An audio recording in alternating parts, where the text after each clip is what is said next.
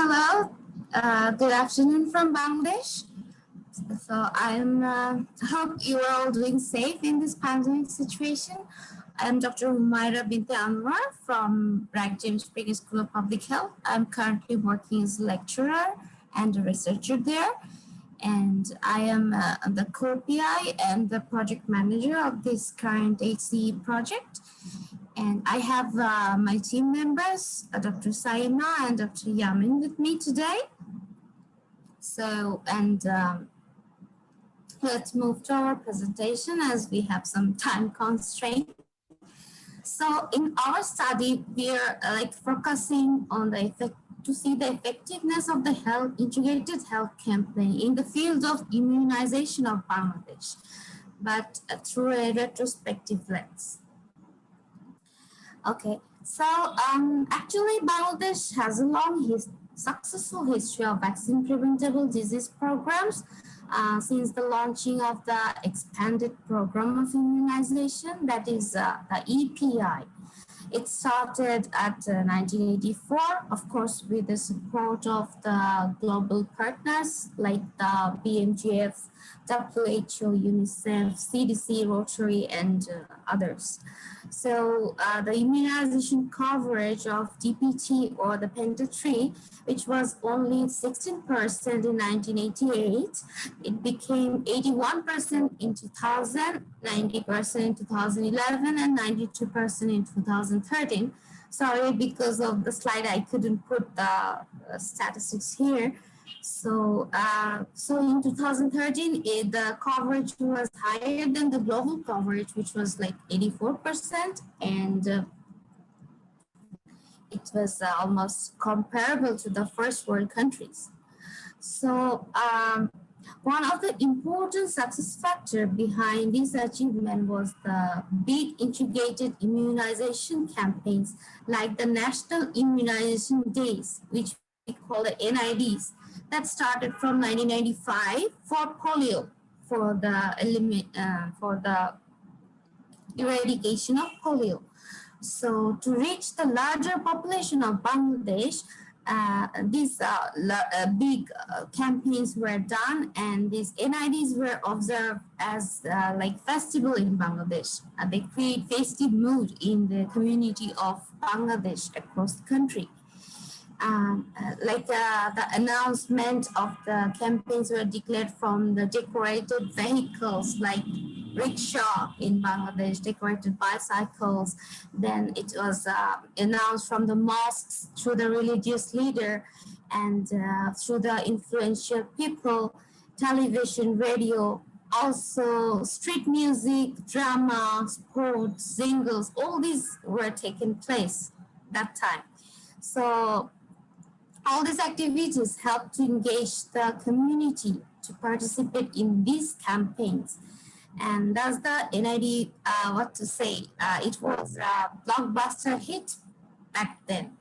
So the government decided to include the vitamin A and the deworming in the same platform as well.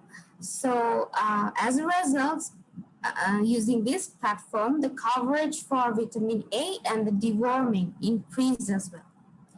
Then, according to the comprehensive multi-year plan of the Bangladesh National Immunization Program, we had a goal to eliminate the measles from the country, which is still ongoing.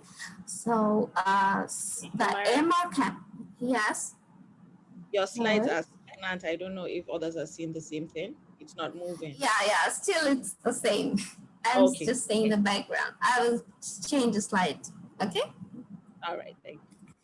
So that's the, where was I? Okay. So then the Measles Rubella campaign was also integrated in the NID from 2014 to boost up the MR campaign as well, using the same platform. But it was the last time that that was the integrated health campaign occurred in the field of immunization, because the NIDs stopped because there was no longer needed. The NIDs were no longer needed. But still, as we can see as a problem or gap, that still Bangladesh has the high risk for the number of existing, emerging, and non-emerging infectious disease like the measles, rubella, malaria, different NTDs, dengue, chikungunya, Nipah, HIVs, and now you can see the COVID-19. And though we are saying that these campaigns were a huge success, but to our knowledge, no implementation research or any kind of research was done regarding these campaigns, their effectiveness, their success challenges, and why no longer these integrations are happening. So therefore, we want to know the context and the factors that made those campaigns to be integrated back then. We want to know the success and the challenging factors behind the implementation of NIDs and the MR campaigns. We would like to receive some recommendation from the stakeholders that we can how can we integrate it, some other health campaigns now needed. So our goal is to create a set of design principles for utilizing them in future integrated health campaigns, not necessarily only the immunization field, and then improving the health campaign strategies and to reach the national managers, to reach the policymakers and to guide them for the national policies, reviewing the national policies and creating a sustainable partnership among the government and other relevant agencies. So ultimately, we want to accomplish the SDG goals. So as our primary research question is that what factors led to the vaccine preventable disease vaccination campaigns to be integrated with the other health campaigns? That means we want to know the context and the associated factors.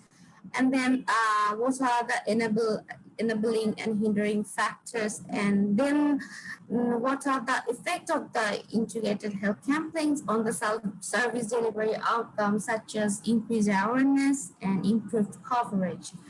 And lastly, how can the components of the integrated health campaigns be applied to strengthen the primary healthcare system? That is, we want to know what are the components of the integrated health campaigns and how we can apply them to strengthen the primary healthcare system.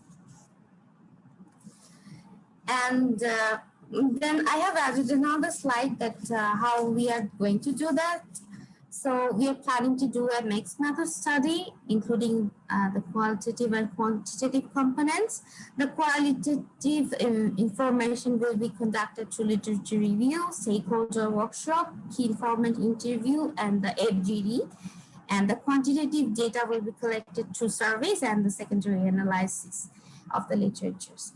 The lit review will be dated from January 1, 1997 to December 31st, 2020. And it will help us to select our study sites as well. And also it will support the survey and the KII data. And we will conduct a stakeholder workshop, and it will be conducted among the national level stakeholders, both government and non-government, the policy level stakeholders, the development partners, and the funding partners. And there, I believe that we will be able to build a rapport to get them on board and make them acquainted with this study. And also we can get the relevant brain literature, which is unpublished and available only to them. And we can also know the findings from those integrated health campaigns, and we can get some recommendations. And the survey will be conducted among the people who had experience in working in those campaigns. It could be both national and field levels. And the survey will guide us to select the key informal interview participants. And it will also support the KII data.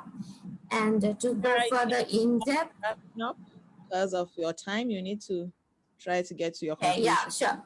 So the KII and FGD, we will go in depth. So we will be doing this study in the 6 divisions of Bangladesh and 4 city corporation of Bangladesh. As you know that we have both the structure, health facility structure is different in urban and rural. And we will use the REAIM framework to analyze this data. Okay, then this slide, as we have already started our project from June 1, recruiting the literature review personnel. We will conducting training next week. And then at 31st July 2022, we will deliver the final report and other deliverables. And then, like others, the challenges we will be facing are, I'm seeing in my head, that is the COVID-19 pandemic and the lockdown, but we are now conducting data collections for other projects, maintaining the CDC infection control protocol. And we can, as Sangeeta said, that also the all people are focused on the COVID, so it's another challenge to get acquire their time, but we will try our best. And we can also perform online survey and online interview if needed. And then another challenge is acquiring the rare literature, because Bangladesh is very bad in publishing, also documenting things. So we will be needing time for that. And also it depends on building the rapport.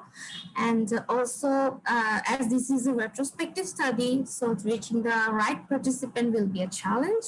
We hope to get support from the API and the stakeholder workshop.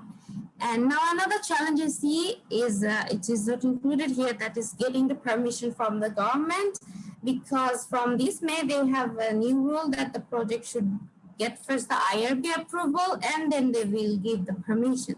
So now we are working on that, that is getting the IRB approval, and which else again needs time. So let's hope for the best. So thank you, that's from my side.